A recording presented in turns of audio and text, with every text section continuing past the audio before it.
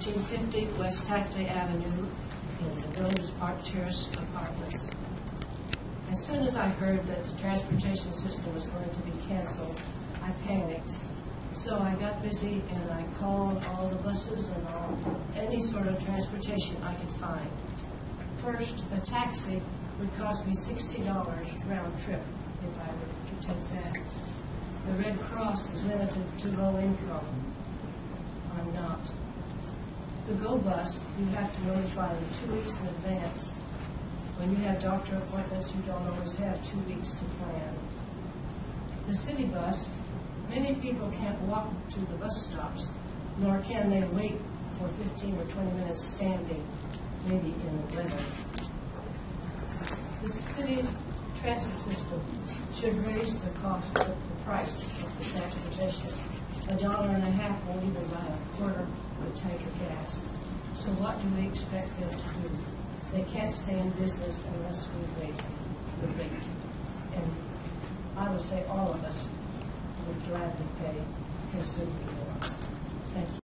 Going to the grocery store, it would be $5 for the grocery store and $5 back. No, round trip. Yes, another thing with the Go Bus, you have to pay $2 each way. You can't just do a round trip. Or a senior transfer, you can just get a round trip price, and they can pay it. Thank you. So the round trip price is $3, right? Yes, yes, and that won't even buy a gallon of gas, much less. And another point, the senior transit comes right to your door, and the fellows are so helpful that we've really become attached to them.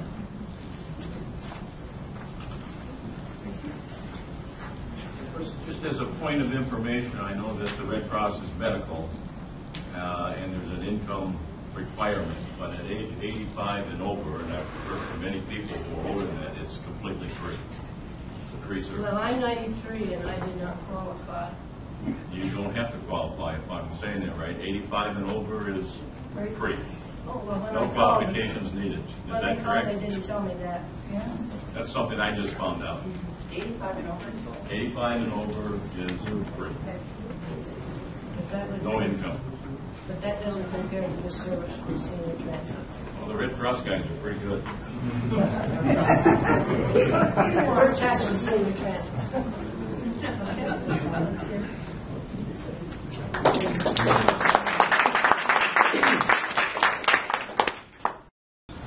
Mayor, commissioners, my name is Dorothy Damage. I also live at the Village at Park Terrace, and I do not use the senior transportation, but so many of my friends do.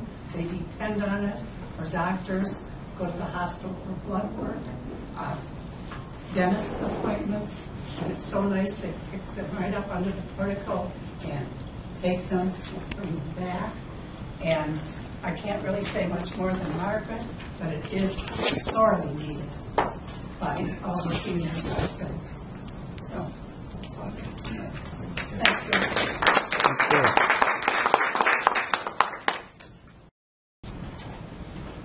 Hello, I'm Roger Nye, and I live at 1395 Westwood Circle in Norton Shores. I feel impelled to speak on this topic tonight because of my own mother. Basically, we have to remember that when people get to a certain age, it's not just a matter of convenience for them to have safe, escorted transit available to them. It can also be a matter of life and death. My mother had a fall after alighting from a common carrier. She fell and broke her hip in 2 places. Within a month and a half, she had died of complications, even though the operation on her hip had been successful. So this is a matter of life and death. It's not just a matter of convenience. And especially when you consider the winter months here, with the snow, piles of snow, sidewalks that are not cleared. I think this is a very important service. We've got to always remember that. Thank you. Mr. Nye? Mr. Nye? have you attended a Norton Shore City Council meeting and suggested that they provide the same service for seniors in No, Norton? I definitely intend to. Okay. Mr. Wolochek? Marion Richard, 690 Southern Avenue, and I was a speaker for Nelson Community Association. Can you explain what the Nelson Community Association is? Pardon? I need for you to, if you could pick the mic up so that we could hear you a little bit, raise it up closer. Thank you. And then if you could explain to me who the Nelson Community Association is. We're one of the neighborhood associations. Oh, Nelson Neighborhood We broke Association. off from Nelson Okay. Neighborhood Improvement Association. Thank you. I think we started in 1983. Thank you. We have quite a few seniors in our programs, and again, I guess we got a little more confused here about how these funds were being allocated here. I'd like to ask Mr. Mazzani again. I see that when you originally applied for this money, you asked for $911,000 for the original, let's see, activities program. $111,000. That's the original amount that was listed on This public hearing is on the city's budget. I think maybe you're talking about the... here. This is a CDBG projects and activities, 2011-2012 activities. And this is apparently what you sent in originally. We held, and that could very well be right, we held that public hearing in May, I believe. That budget was made separate and apart from what... This is the same one. This is the same one. Looks like the same thing, the same items on there. Well, The same amounts except for certain things. I noticed that in the original one, you asked for $123,000 for public services. That's your recreation programs, your senior transit, and CBO.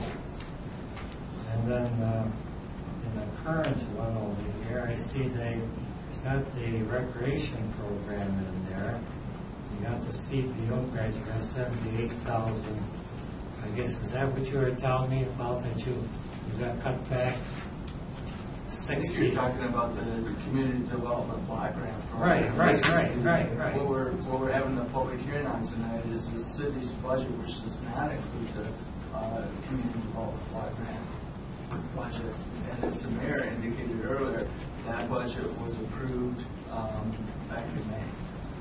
Well, I know What we're having the public hearing on is something entirely different. we're discussing here to find out why, how is this reallocated? I guess I know that you took out the senior transit from the original program, and then you told us last time when I was here that you applied for $45,000, I believe, and they cut it down to 20.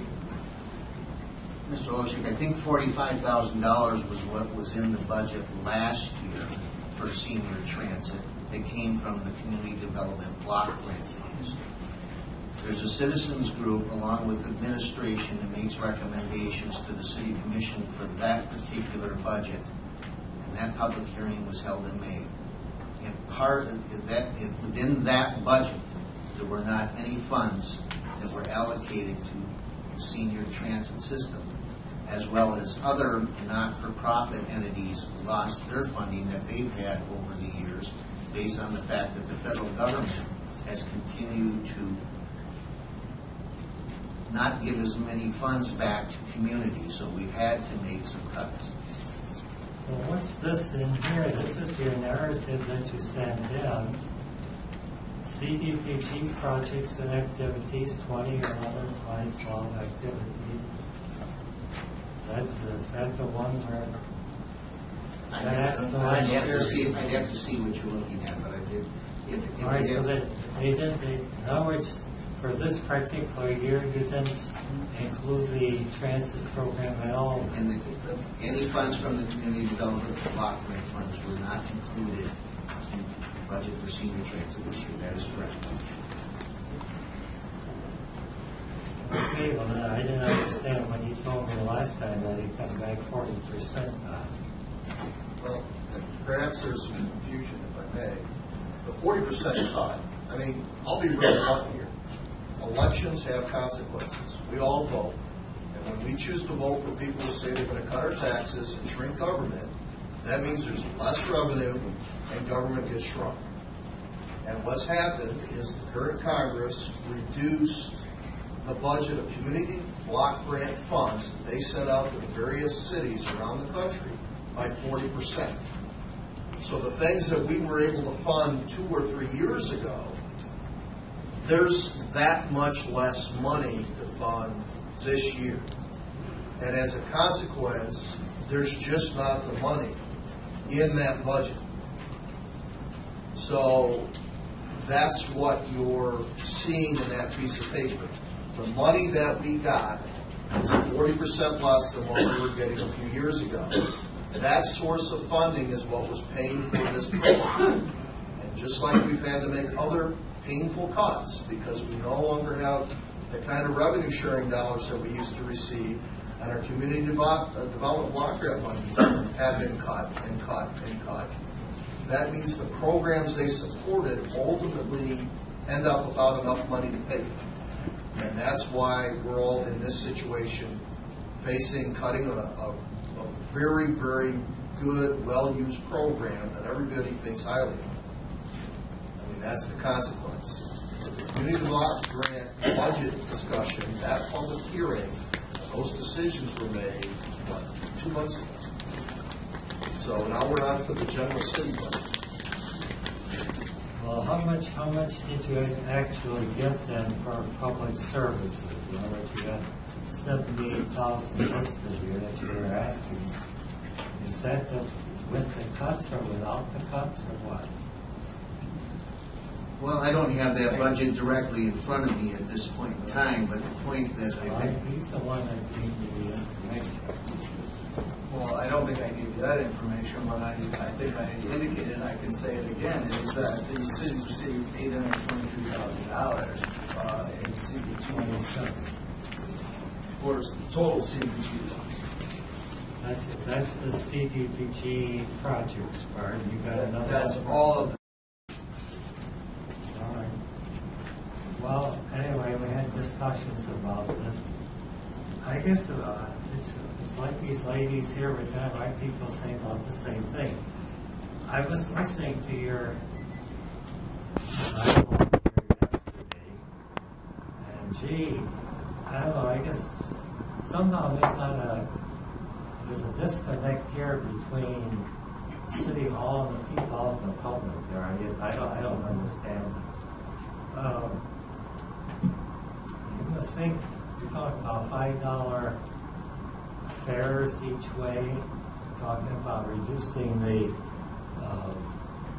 service to 3 days a week. I guess everyone's telling me what happens if you have a service Monday, Wednesday, and Friday. What happens if you have an appointment on Tuesday and Thursday? What are you supposed to do? So, and then $5 is just too much for a lot of these people. In my neighborhood, I'm talking Nelson neighborhood primarily, but Deb's there too. More about maybe 3 out of 4 of the families in there are on some kind of government check coming. That's the situation. And they just can't afford to put that kind of money into it. They have a hard time even thinking about the GO bus. And the GO bus doesn't really work for them because many of them can't even get on it. And they can't afford a regular taxi service. This has been one of the good programs you've done in this city. I mean, you've done some dumb things here, I know. But this is one good one we've done. I don't know why you want to give it up. You got to do something here to get that thing going.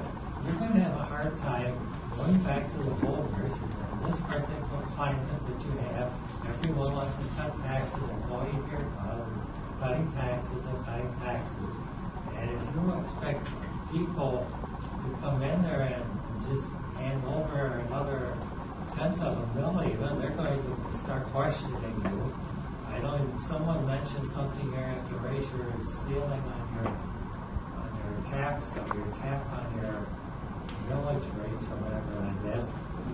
If you ask for a 1 mil, people are going to wonder, well, you're only spending a tenth of a mil, we're going to do the rest of that.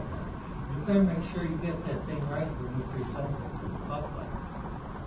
Look, as far as our association is concerned, it comes right down to it. We'll be glad to help you if we can.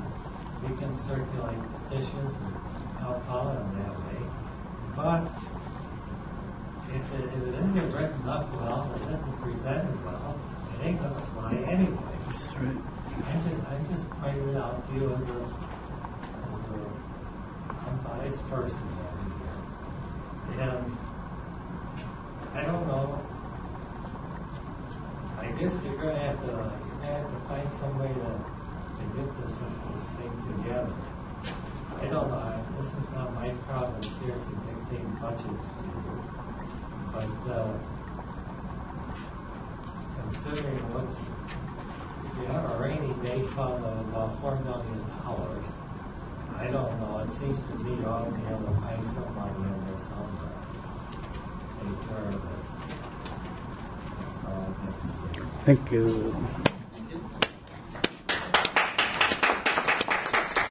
Yes, I am Kay Winget, and I'm from the village of Park Terrace. And I want you to know that I would like to thank all of you for all of your past service that you have provided for us. I have used it many times.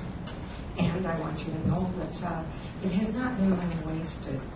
There's drivers that are so polite, and they put 2 people in the car if they're going in the same direction. They try to cut back. They're doing the best they can. I know you people are, because you have a budget to follow also. But please remember, you may be pushing some seniors on the road driving that shouldn't be there. Keep in mind of that also. But anyway, I'd like to thank you because it's an excellent service and it's badly needed. We have people in the 70s, 80s, and 90s where I live. And I never realized how important this was till I moved there and had to use it myself. Thank you. Thank you. Yeah.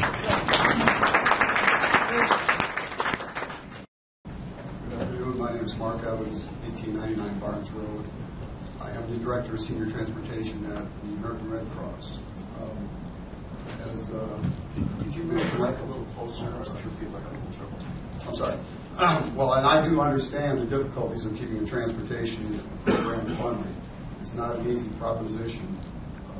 The funding is not really out there to get. You really have to work at keeping those cars on the road. It is a very difficult proposition. If you get the cars, you have to maintain the funding for the insurance and the gas and the maintenance of those vehicles. So I do understand the difficulties you're having here. We do provide, as the commissioner said, service to people who are over 85 free. Our service is a free service. We do take donations. Our service is getting pretty full. Since this announcement, our ridership of City of Muskegon residents increased by 50%. We do not have a lot of space in our cars. Our current funding levels do not allow us to get more vehicles right now, as much as we'd like to do that. Even if we could get the money to purchase it, we'd have to keep it on the road. We are looking at trying to find funding, and as the commissioners know, that's not an easy proposition. I will let you know that we do only provide medical transportation. We do not take to the stores or the library or any place like that, unfortunately, because, once again, our cars are pretty much filled up. In the middle of the day, there is no room. We have about 40% of our riders are dialysis patients, so we have a lot of folks who really, it is a life or death ride for them. So what I can tell you is we have some space at American Red Cross, early mornings, late afternoons. We'd love to give you a ride if you need one to a medical facility. may be difficult to get the appointment to match up with your appointments, but we will do our best for those of you who don't have any other transportation, because we do think that all seniors should be able to get where they need to go in the county of Muskegon, because you deserve to get those rides. So you don't, in other words, if you're not 85, you can't. You can still ride if you are over 60 and are low income, up to 150% of poverty. What do you consider low income? The federal regulations for low income, and I have that. Mark, maybe you can discuss that with her after. I can discuss that with you. Or set up a meeting and go out to the out there, so we can continue. So I just wanted to let you folks know about our service, and that we do have a little bit of space, but you know, we just don't have a lot, and we're only medical appointments. But best of luck to all you folks, and you know, the Red Cross is there to help you if we can. Are you facing budget constraints? Yes, we fund ourselves with donations, with grants. We get money from United Way, but you always got to put new proposals in every year. You have to get approved. You have to get the money. And as you know, all funding sources are being cut. I mean, federal, there's not as much money as there used to be wherever you go. You know, we used to get money from Muskegon from the CDBG funds, and obviously they don't have it because they can't even support their own cars right now.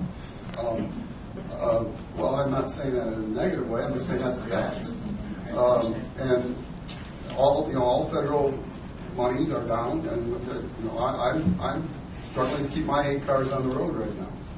But we're going to do everything we can to keep those on the road, and as I say, we'll do our best to try and pick up some of the slack here. But we're pretty cramped. So that's all I have to say. Thank you.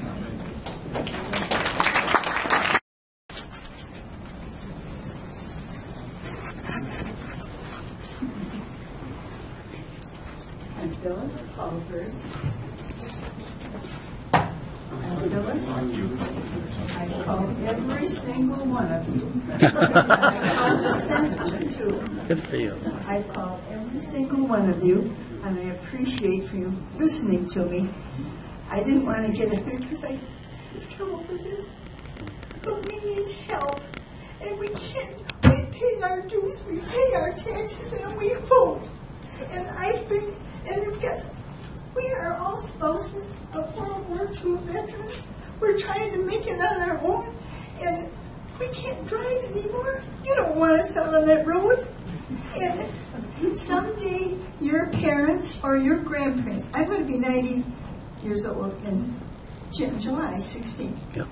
Someday your parents or your grandparents are going to be in the same situation.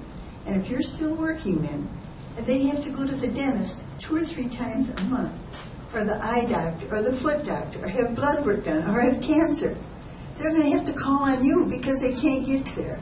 They can't get to their appointments. We can't. Sure, we live in a wonderful apartment in a wonderful city. And you know what they're saying now? Love Muskegon. We do. We pay our dues. Why can't you help us? You can take away, you have that graffiti. You have a fund to take care of, clean up graffiti. Why can't you put kids that are in trouble, somebody that hasn't committed murder or something is in jail or something, that they can go out and clean up why do you have to spend our money on cleaning up graffiti and silly stuff like that? Why can't you give us the money to help us? We'll pay.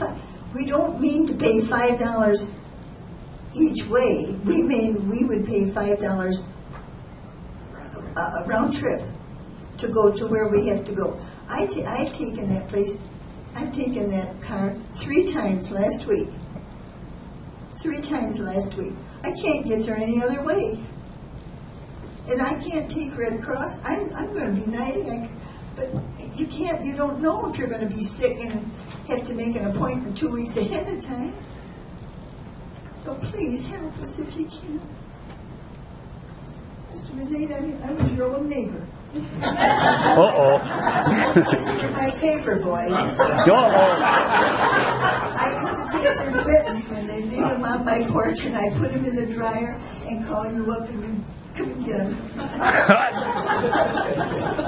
God bless you all, and thank you. I'm sorry. Thank you. Thanks. Okay, fellas. Thank you.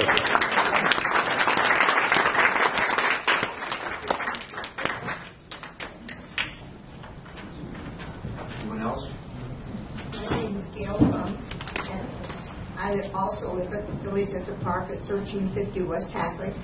I just want to make a couple of comments on the gentleman that got up and talked about the Red Cross. I know what he speaks because I drove for Red Cross for about 2.5 years, taking people to dialysis machine from all over the Muskegon County. But now I'm getting to that age where I'm thinking of not driving because, well, I don't mind dying, but I don't want to cause somebody else's death. So anyway, but I got to find some way to get around. So that's all I've got to say. But I want to thank you for letting us be here and just speak our minds. Thank you very much.